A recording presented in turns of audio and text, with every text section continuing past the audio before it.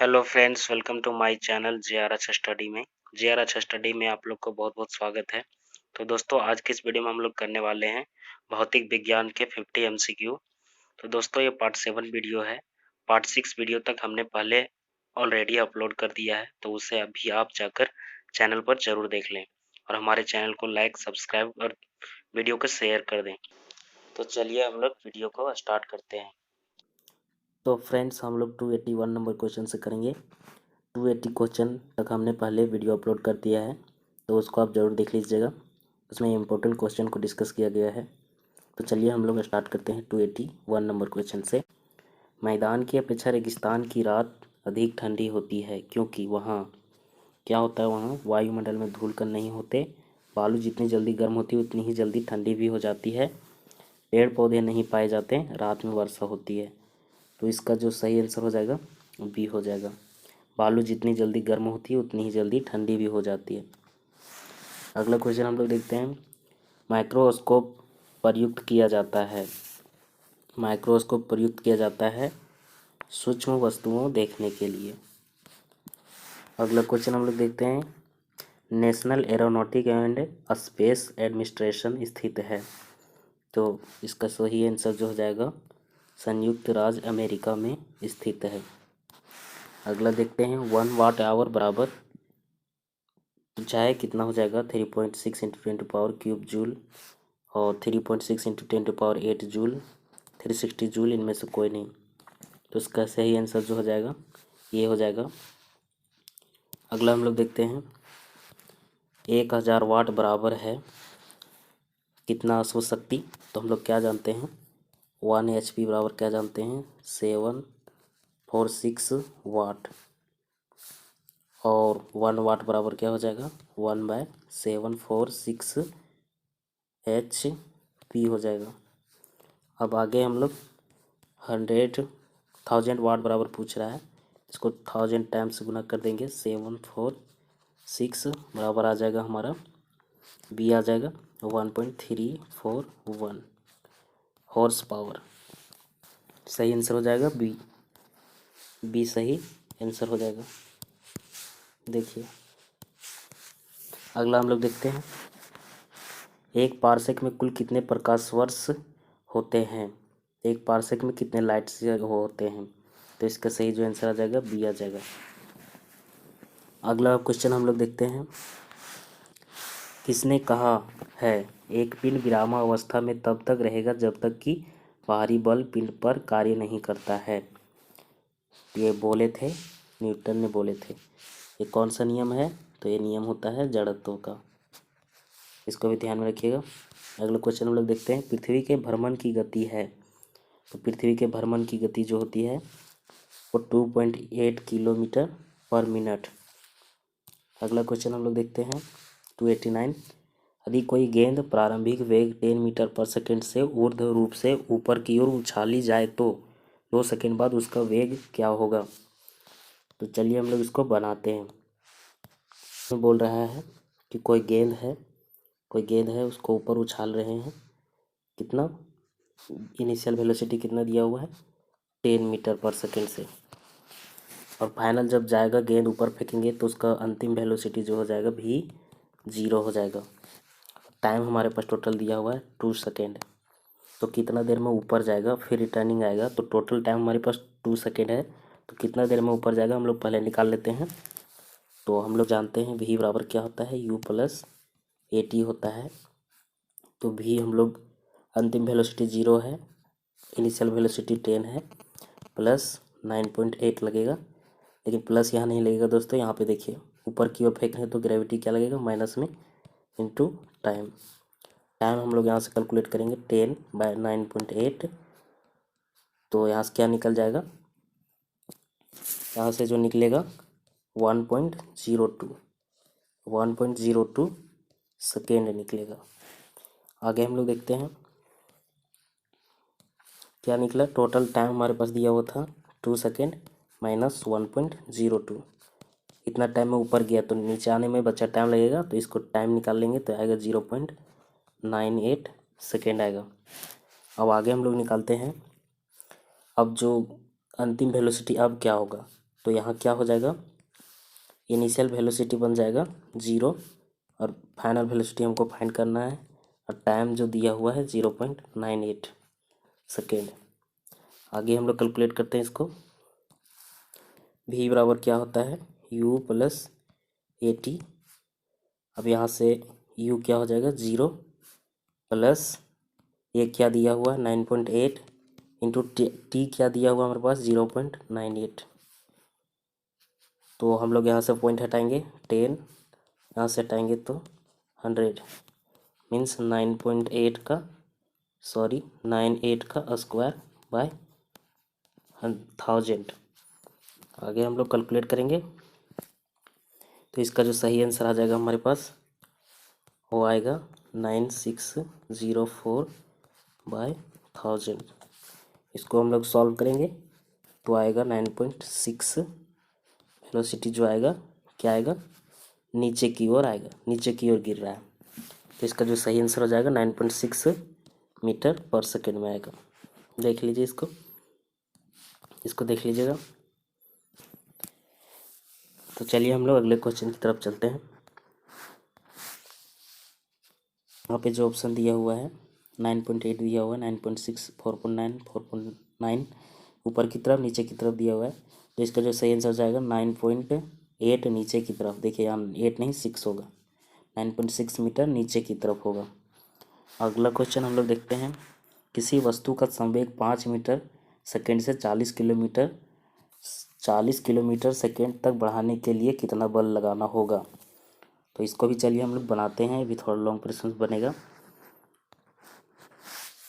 Question में क्या बोल रहा है, टी बराबर दिया हुआ है 5 सेकेंड और पी बराबर क्या दिया हुआ है 40 kg मीटर, ठीक है, पर सेकेंड। अगला हम लोग देखते हैं इसमें क्या करेंगे। हम लोग जानते हैं पी बराबर क्या होता है, एम भी होता है। अब हम लोग एम गुने भी बाय टी कर सकते हैं, इंटू टी कर सकते हैं।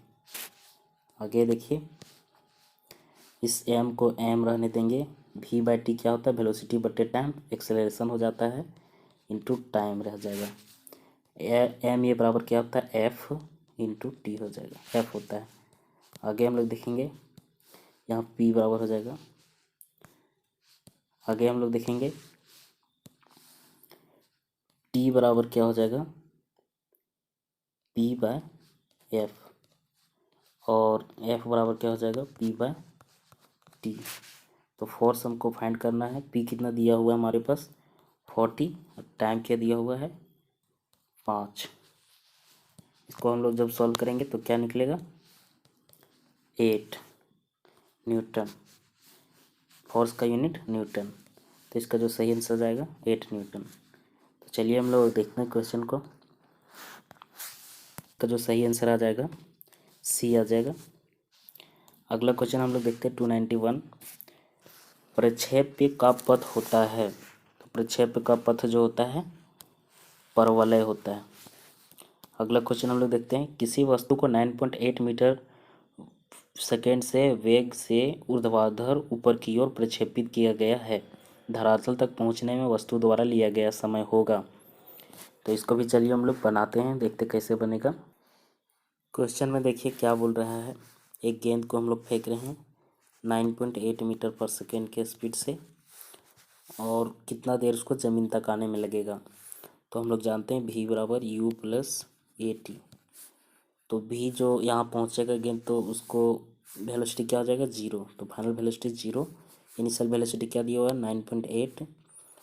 ऊपर फेंक रहे हैं तो गुरुत्वीय त्वरण जो लगेगा माइनस में लगेगा 9.8 इंटू टी। तो टी बराबर आ जाएगा 9.8 बाय 9.8। यहाँ से हम लोग सॉल्व करेंगे तो टी बराबर 1 सेकेंड आ जाएगा।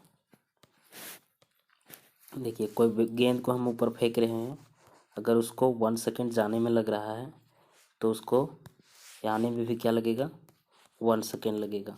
तो टोटल टाइम जो हो जाएगा हमारे पास वो क्या हो जाएगा 2 सेकेंड। तो हमारे पास जो सही आंसर भी आ जाएगा 2 सेकेंड आ जाएगा। 2 सेकेंड में वो धरातल तक पहुंच जाएगा। तो अगला क्वेश्चन हम लोग देखते हैं। देखिए इस क्वेश्चन में इसका जो सही आंसर हो जाएगा बी हो जाएगा 2 सेकेंड। अगला हम लोग देखते हैं 293 परम दाब है। तो परम दाब होता है गेज दाब प्लस 1 बार। सही आंसर ये हो जाएगा। अगला क्वेश्चन देखते हैं एक फेमटो बराबर होता है। तो एक फेमटो जो होता है 10⁻⁻15 मीटर होता है। अगला क्वेश्चन हम लोग देखते हैं आँख की पुतली कम दूरी की दृष्टि विजन के लिए स्वतः समायोजित हो जाती है। वर्ण अनुसार स्वतः समायोजित हो जाता है। प्रकाश की मात्रा अनुसार स्वतः समायोजित हो जाता है। दृष्टि के आकार के अनुसार स्वतः समायोजित हो जाता है। तो इसका जो सही आंसर आएगा वो आएगा सी, प्रकाश की मात्रा के अनुसार स्वतः समायोजित हो जाती है। अगला क्वेश्चन हम लोग देखते हैं प्रकाश के वेग की तुलना में रेडियो तरंगों का वेग क्या होता है, ज़्यादा होता है, कम होता है, एक समान होता है। तो इसका जो सही आंसर आ जाएगा हमारे एक समान होता है। अगला हम लोग देखते हैं यूरेनियम 235 में विखंडन तब होता है जब यह। तो यूरेनियम 235 में विखंडन जो होता है वो मंद गतिक न्यूट्रॉन का परिग्रहण करता है। तो इसका सही आंसर हो जाएगा सी, मंद गतिक न्यूट्रॉन का परिग्रहण करता है तब इसका विखंडन होता है। अगला देखते हैं हम लोग 298 रेडियो सिग्नलों में आयाम मॉड्यूल जो एम्पलीट्यूड मॉड्यूलेशन होता है एएम एवं आवृत्ति मॉड्यूलेशन फ्रीक्वेंसी मॉड्यूलेशन इसका एफएम के संबंध निम्नलिखित कथनों में एक विकल्पी उत्तर में सही को चुनिए। एएम और एफएम के बीच जो सही विकल्प होगा उसको चुनना है हमको। तो इसका सही जो होगा देखिए क्या होगा। एएम रेडियो तरंगे वायुमंडल की आयनिक परतों में वापिस आती है। एफएम रेडियो तरंगे आयनिक परतों का भेदन करती है। एफएम प्रेषण दर्श रेखा आधार पर संपन्न होता है। एएम रेडियो तरंगों में की तुलना में एफएम रेडियो तरंगों की आवृत्ति बहुत कम होती है। तो इसका जो सही आंसर आ जाएगा हमारा हो जाएगा, देखिए कौन कौन सा सही हो जाएगा। 1 सही हो जाएगा हमारा। 1 होता है एएम रेडियो तरंगे वायुमंडल की आयनिक परतों में वापिस आती है। 2 भी होता है एफएम रेडियो तरंगे आयनिक परतों का भेदन करती है। और एफएम प्रेषण दर्श रेखा आधार पर संपन्न होता है। तो 1 2 3 तीनों सही है। तो इसका जो सही आंसर हो जाएगा देखिए सी हो जाएगा। सी हो जाएगा 1 2 3 सही है। अगला क्वेश्चन हम लोग देखते हैं 299 750 वाट अंकित विद्युत इस्त्री में 220 वोल्ट पर प्रवाहित धारा है। तो धारा कितना लगेगा आएगा, ठीक है। तो इसको हम देख कैसे बनाएंगे। हम लोग जानते हैं पी बराबर क्या होता है वी आई होता है। तो हमारे पास जो पावर दिया हुआ है कितना दिया हुआ है 750 वाट। और जो वेलोसिटी मतलब विभवांतर जो दिया हुआ है वोल्ट कितना दिया हुआ है 220 वोल्ट। और आई हमको निकालना है। तो हम लोग इसको कैंसल आउट करेंगे 75/22 बराबर आई। तो आई हमारे पास जो आएगा वो आएगा 3.41। तो इसका सही जो आंसर आ जाएगा डी होगा, ठीक है। डी में देखिए डी में होगा 3.1 एम्पियर। अगला क्वेश्चन हम लोग देखते हैं प्रसिद्ध बिग बैंग थ्योरी किस मुख्य सिद्धांत पर आधारित है। तो प्रसिद्ध बिग बैंग थ्योरी जो है वो आधारित है डॉपलर प्रभाव पर। बी आंसर हो जाएगा। अगला क्वेश्चन हम लोग देखते हैं पाउंड को किलोग्राम में बदलने के लिए गुना करना पड़ता है। इसको गुना करना पड़ता है 0.4536। ये सही आंसर हो जाएगा। अगला हम लोग देखते हैं गुरुत्वाकर्षण नियम के आविष्कार कौन है। तो गुरुत्वाकर्षण के आविष्कारक कौन थे। तो इसका सही आंसर हो जाएगा न्यूटन। न्यूटन ने ही गुरुत्वाकर्षण नियम को आविष्कार किए थे। अगला हम लोग देखते हैं सार्वत्रिक गुरुत्वाकर्षण नियम का प्रस्तुतकर्ता। तो गुरुत्वाकर्षण नियम को प्रस्तुत सबसे पहले कौन किए थे। तो इसका जो सही हो जाएगा न्यूटन ने। अगला हम लोग देखते हैं पृथ्वी व सूर्य के बीच की दूरी यदि वर्तमान दूरी की अपेक्षा 2 गुनी हो जाए तो पृथ्वी पर सूर्य द्वारा गुरुत्वाकर्षण बल कितना लगेगा? तो इसका जो सही आंसर हो जाएगा पहले की अपेक्षा 1/4 हो जाएगा। जो सूर्य के बीच जो दूरी है और पृथ्वी के बीच दोगुना कर दिया जाए तो सूर्य द्वारा गुरुत्वाकर्षण बल जो लगेगा पहले की अपेक्षा 1/4 लगेगा। अगला हम लोग देखते हैं, लिफ्ट में व्यक्ति का भार तब अधिक हो जाता है जबकि लिफ्ट में भार व्यक्ति का अधिक होता है जब व्यक्ति जो है मतलब लिफ्ट ऊपर की ओर त्वरण के गमन करे। ठीक है, त्वरण से गमन करे। जब ऊपर की ओर लिफ्ट जाएगा तो व्यक्ति का भार ज़्यादा प्रतीत होगा। अगला हम लोग देखते हैं 306, एक समान गति में घूर्णित शाफ्ट में धागे से एक गेंद बंधी है। शाफ्ट के अचानक रुकने पर धागा शाफ्ट पर लिपटने लगता है और गेंद का कोणीय वेग। देखिए क्वेश्चन क्या बोल रहा है, एक समान गति से घूर्णित शाफ्ट में धागे से एक गेंद बंधी है। शाफ्ट में अचानक रुकने की धागा शाफ्ट पर लिपटने लगता है तो गेंद का क्या होगा, कोणीय वेग क्या होगा? तो गेंद का कोणीय वेग हो जाएगा, बढ़ जाएगा। सही आंसर ये हो जाएगा। अगला क्वेश्चन हम लोग देखते हैं, जल में भरे गिलास के नीचे दबे कागज को शीघ्रता से गिलास के नीचे से जल को छिड़काए बिना ही खींचा जा सकता है। ये परिघटना कौन से नियम को दर्शाती है? तो इसका जो सही आंसर हो जाएगा जड़त्व के गुण को दर्शाती है। अगला क्वेश्चन हम लोग देखते हैं 308, 20 किलोग्राम के एक पिंड को भूमि के ऊपर 1 मीटर की ऊंचाई पर बनाए रखने हेतु आवश्यक कार्य। देखिए कार्य क्या होता है, जब किसी वस्तु की स्थिति में परिवर्तन आए तो उसका कार्य बोलेंगे। मतलब कोई वस्तु यहाँ है उसको यहाँ ले गए तो बोलेंगे कार्य हो रहा है। तो 20 केजी का वस्तु है उसको ऊपर उठा करके रखे हुए हैं तो उसमें कोई परिवर्तन नहीं आ रहा है क्योंकि वहीं का वहीं है। तो इसका जो कार्य हो जाएगा 0 जूल हो जाएगा, 0 होगा। अगला हम लोग देखते हैं, घड़ी में चाबी भरने की प्रक्रिया में घड़ी में क्या होता है? तो घड़ी में जो स्थितिज ऊर्जा संग्रहित हो जाती है। देखिए चाबी भरने वाली घड़ी जो है उसमें लोग चाबी भरते हैं तो उसमें जो स्थितिज ऊर्जा संग्रहित हो जाती है और वो जब तक रहती है तब तक घड़ी चलती है, फिर हमको उसको चाबी देना पड़ता है। तो इसका सही आंसर हो जाएगा डी। अगला हम लोग देखते हैं, पहाड़ पर चढ़ते समय व्यक्ति आगे झुकता है जिससे वो क्या करता है, अपना स्थायित्व स्थिरता में वृद्धि हो। ठीक है, पहाड़ पर इसलिए झुकता है जिससे स्थायित्व में वृद्धि हो जाएगा। ठीक है, अगला हम लोग देखते हैं, समुद्र के पानी का घनत्व तो बढ़ता जाता है जैसे जैसे हम गहराई तथा खारापन दोनों में वृद्धि होता है। समुद्र का पानी का घनत्व तो बढ़ेगा जैसे गहराई बढ़ेगा और खारापन दोनों बढ़ेगा। अगला क्वेश्चन हम लोग देखते हैं, हमारे शरीर पर वायुमंडल का दाब बहुत होते हुए भी हम उसे महसूस नहीं कर पाते हैं क्योंकि? तो उसे हम महसूस इसलिए नहीं कर पाते हैं क्योंकि हमारे शरीर में रक्त का दाब वायुमंडलीय दाब से कुछ अधिक है। तो सही आंसर हो जाएगा डी। अगला क्वेश्चन हम लोग देखते हैं, भिन्न धातुओं के बने एक किलोग्राम के 4 घन जल में तौले जाएं तो क्या होगा? तो न्यूनतम घनत्व वाले घन का भार न्यूनतम होगा क्योंकि जिसका घनत्व न्यूनतम होगा वो तैरेगा, जिसका घनत्व ज़्यादा होगा वो नीचे जाएगा। तो उसका भार भी, जो नीचे जाएगा उसका भार भी ज़्यादा होगा, जो ऊपर जाएगा उसका भार कम होगा। तो इसका सही आंसर बी हो जाएगा। अगला क्वेश्चन हम देखते हैं, परमाणु की प्रभावी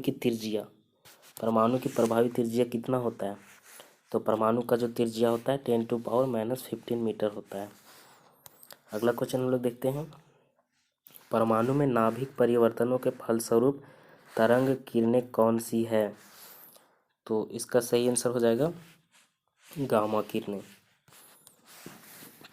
अगला क्वेश्चन हम लोग देखते हैं 316, पृथ्वी की आयु का आकलन। तो इसका आयु का आकलन यूरेनियम काल निर्धारित से किया जाता है। अगला हम लोग देखते हैं, नाभिकीय रिएक्टर में विमंदक का कार्य क्या होता है? तो विमंदक का कार्य होता है द्वितीयक न्यूट्रॉन को धीमा करना। अगला क्वेश्चन हम लोग देखते हैं, परमाणु विस्फोट में अत्यधिक ऊर्जा निकलने का कारण। तो अत्यधिक ऊर्जा निकलता है, इसका कारण होता है द्रव्यमान का ऊर्जा में परिवर्तन। देखिए ये किस थ्योरी पर होता है, E बराबर mc² होता है। द्रव्यमान जो है ऊर्जा में बदल जाता है, एनर्जी में। अगला क्वेश्चन हम लोग देखते हैं, निम्नलिखित में से आइंस्टीन की खोज क्या है। तो आइंस्टीन खोज किए थे प्रकाश विद्युत प्रवाह एवं सापेक्षता का सिद्धांत खोज किए थे। सी सही आंसर हो जाएगा।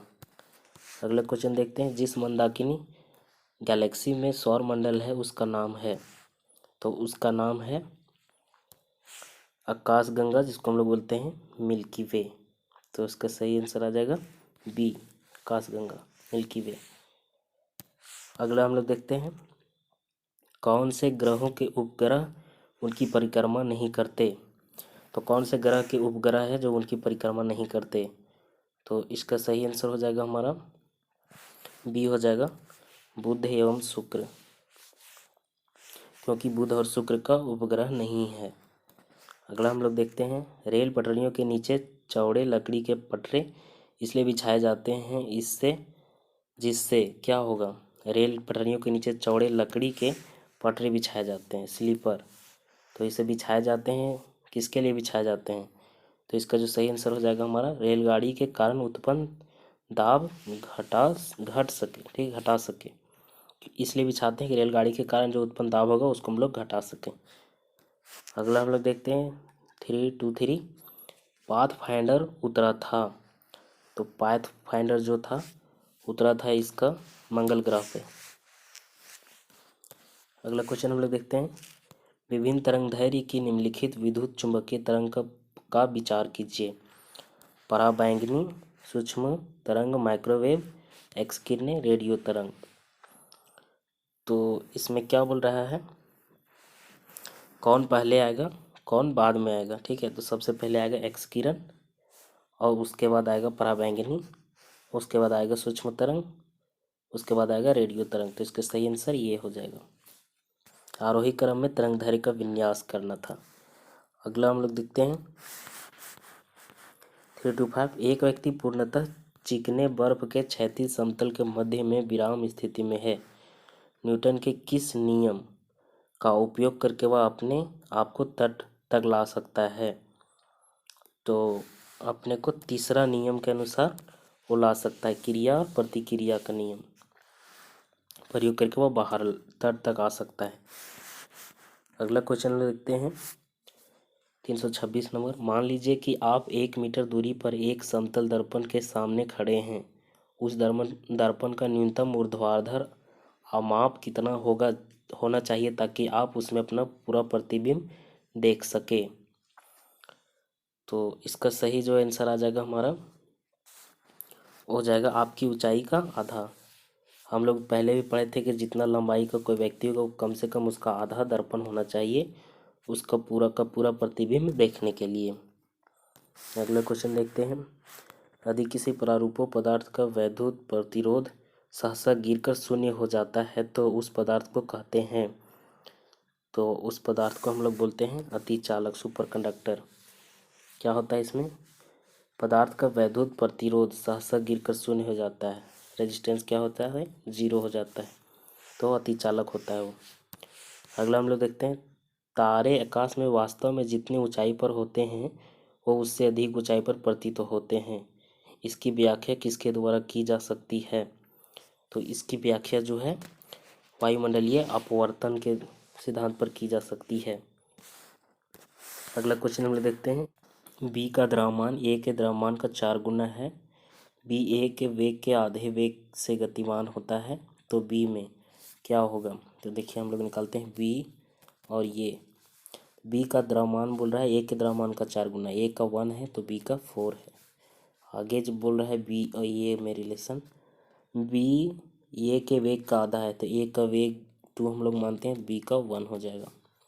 अब गतिज ऊर्जा के बारे में पूछ रहा है, आधे वेग का गतिमान है तो ए की गतिज ऊर्जा बी ऊर्जा के बराबर बी की गतिज ऊर्जा होगा, ए की गतिज ऊर्जा के आधे के बराबर बी की गतिज ऊर्जा होगा। तो ऑप्शन हम लोग पहले बना लेते हैं। तो गतिज ऊर्जा क्या होगा, ए का निकाल रहे हैं हम लोग, ए का गतिज ऊर्जा हाफ एम, ए का क्या है यहाँ पे हम लोग एम माने हैं, यहाँ पे वेलोसिटी माने हैं। तो एम है 1 और भी क्या है 2 का स्क्वायर हो जाएगा, भी का स्क्वायर। यहाँ बी का हम लोग निकाल रहे हैं हाफ एम कितना दिया हुआ है 4 और भी स्क्वायर भी कितना दिया हुआ 1। तो देखिए यहाँ से 4 आ जाएगा 4/2, यहाँ से 4/2। तो गतिज ऊर्जा क्या हो गया, दोनों का इक्वल हो गया। तो इसका सही जो आंसर आ जाएगा, देखिए ए की जो बी में क्या होगा, बी में ए की गतिज ऊर्जा के बराबर गतिज ऊर्जा होगी। तो इसका सही आंसर हो जाएगा ये। अगला क्वेश्चन हम लोग देखते हैं 330। एक मकान में 2 बल्ब लगे हैं, उनमें से एक दूसरे से अधिक विद्युतीमान है। इस संदर्भ में निम्नलिखित में से कौन सा कथन सही है। तो इस संदर्भ में जो कथन होगा, मंद बल्ब का प्रतिरोध अधिक होगा, तो प्रतिरोध के चलते वो कम जलेगा। तो आज के वीडियो में बस इतना ही दोस्तों। तो उम्मीद करता हूँ ये वीडियो आपको अच्छा लगा होगा। इसमें काफ़ी इंपॉर्टेंट क्वेश्चन हमने डिस्कस किया है। तो दोस्तों आपसे रिक्वेस्ट है कि पहले का भी सेशन आप ज़रूर जाकर देख लें, उसमें भी काफ़ी इंपॉर्टेंट क्वेश्चन को डिस्कस किया गया है, साथ में न्यूमेरिकल्स भी सॉल्यूशन किया गया है उसका। तो चलिए हम लोग मिलते हैं दोस्तों अगले वीडियो में। तो इससे पहले हमारे चैनल को आप सब्सक्राइब कर लें और वीडियो को शेयर ज़रूर कर दें। तो दोस्तों तब तक के लिए धन्यवाद, मिलते हैं अगले वीडियो में।